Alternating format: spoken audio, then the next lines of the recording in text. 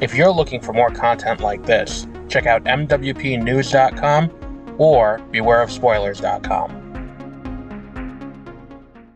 Good morning and welcome to the Backlog Files. I am Adam here with our first video game review on this podcast for our 5th episode. And we're here to talk about Palworld, which is good. We wanted a nice non-controversial one to start the year out. Palworld, you may know, Pokemon with guns. We've been seeing it forever. And there are a lot of allegations around this game. Let's just start out real quick with the game itself, then we'll get into some of the controversy, and we'll talk about it from there. So, the game is kind of done as like Pokemon with guns, is how it's being marketed, and it's kind of, people are acting like, oh, it's another Pokemon clone, like Yokai Watch, or like, I guess to an extent, the what's it called? The what was that other game? The World of Final Fantasy. That's an inaccurate way to portray it, I think. I don't think this game is necessarily any of that. I think this is more of a what's the word I'm looking for here? Like a Pokemon. Like it's more like, what was that other game? That was kind of similar. Ark. Where it's like a survival kind of creature tamer kind of ish. It's got similar mechanics to Pokemon, where you have to get Pokeballs or something similar, use it to catch the pals. You can use them to fight. It's not turn-based combat. You kind of just send them out and they do their thing to fight on your behalf. And they level up, same as Pokemon. You can use them at your base to build up your base and farm and get wood and stuff like that, so you can catch more. So it's kind of interesting in that way, where it is different. It's not a straight Pokemon clone. And I think that if you're someone who enjoys that kind of game, you will find enjoyment in this. I don't. And that's not me saying the game is bad. I don't like saying a game is bad because I don't enjoy it. It's like Lies of P was great. I don't like Souls-likes. Not my kind of thing. So I can't sit here and say, like, oh, this game is terrible. No, it's just I don't like this kind of game, but the game is good. Like, I can tell a good game. The game itself works well, and if someone enjoys this style of game, they will enjoy this game. That said, I don't enjoy this type of game. I'm not going to play it too much more. It does annoy the kind of, like, I'm not a fan of these crafting and all of that. Like, I have games that I will go to scratch that itch, and adding another one in that's kind of, just a little different is not it for me. Now, like, there are some things that I did encounter. I played it on PC. I did encounter some issues with the controller not working properly. And I think that the thing is, too, it's like, it tries to auto-map, but it's not 100%. A lot of times, sometimes the buttons don't work. I encountered issues where the game would glitch and stop running the controller while I was trying to do things. So if you're trying to crouch to sneak up while holding the ball to throw it at someone, you could run into an issue where the controller desyncs and then resyncs and then it just launches on its own. That happened quite a few times. And then there's an issue where it's like, I don't know if this is a thing of the genre, but if I craft something, just add it directly to if I'm manually crafting, add it directly to my inventory. It could be the game doesn't have the infrastructure to handle both the pals crafting on your behalf and then you going over to the crafting table and grabbing it, and also you crafting it manually. But if I'm manually crafting it, like I am going to the crafting table and crafting the ball, add it directly to my inventory. Don't make me back out and then go back in to grab it, because it's happened a few times where it's like it didn't click with me for whatever reason, and I ended up having to go. I ended up going out into the wild, getting into a confrontation with something, realizing I don't have the requisite item, and then being like, oh fuck, and then I gotta go back and re-get it. I'm not, like, that wasn't something that I particularly cared for in this game, but that could be fixed in the future, if they decide to fix that. I don't know if they're going to or not. So look, I mean, it's the kind of thing where it's like, if you appreciate this kind of game, I think you'll like it. It is an early access title, so the game is still in development, and there will be things added to it in the future. Now let's talk about some of the other issues that have plagued this that we can't really not address. The plagiarism allegations, the generative AI allegations. I think that I I've seen some of the videos comparing, like the direct comparisons between some of the pals and Pokemon. And look, there are ones that you can be like, look, I see this is clearly inspired.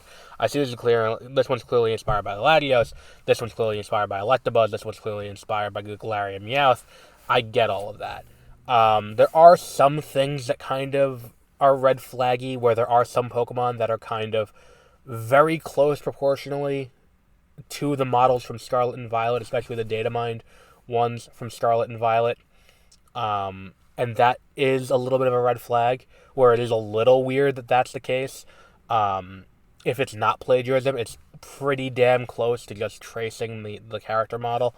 And there is the line of what constitutes inspired by versus what constitutes just direct copying.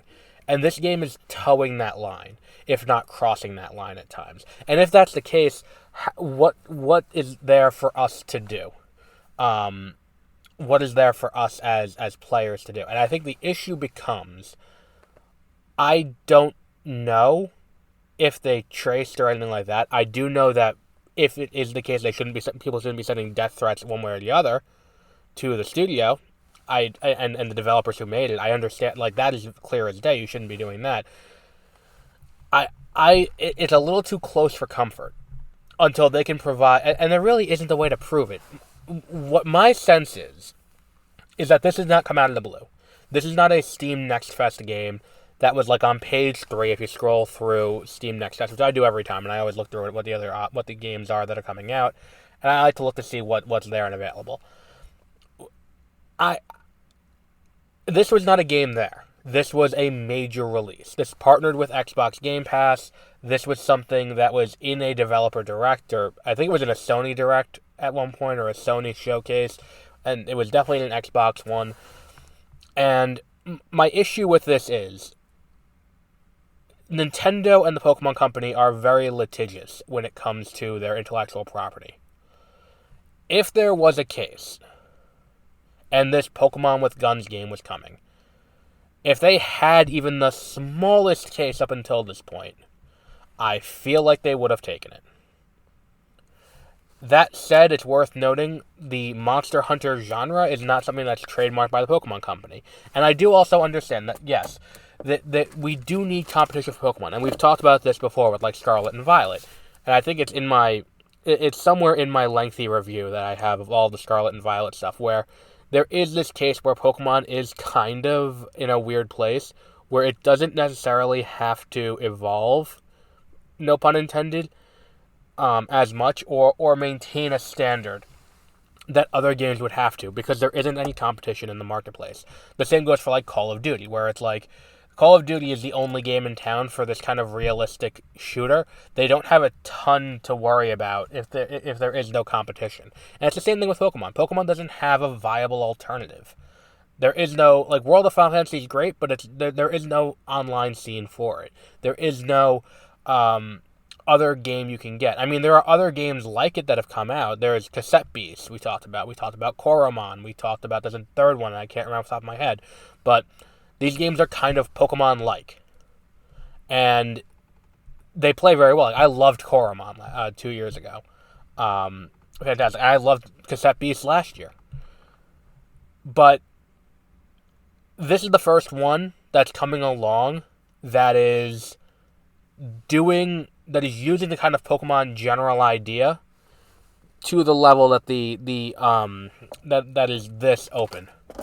That is this kind of, like, in your face about it. And I get it. Like, that's kind of what's putting this here. And for the fact that the first one to do this is this one that so liberally pulls from existing Pokemon without really too much, like, oh, I know what's going, like, without that much,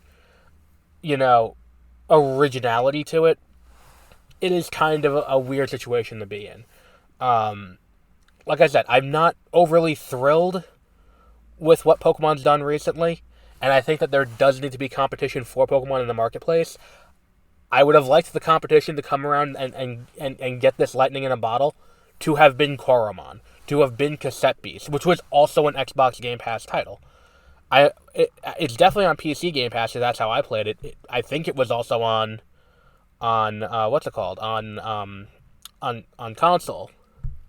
Like, that's the issue here, is that there hasn't been something to point to and be like, see, look, here's a viable contender for something else that you can do that's going to do the same thing to force Nintendo to change.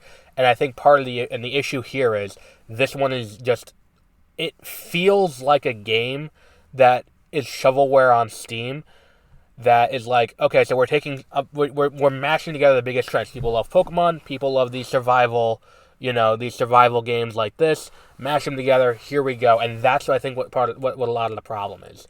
On top of the, like, and why these plagiarism allegations are coming, like, so, like, much to this game, besides the fact that it appears to have plagiarized.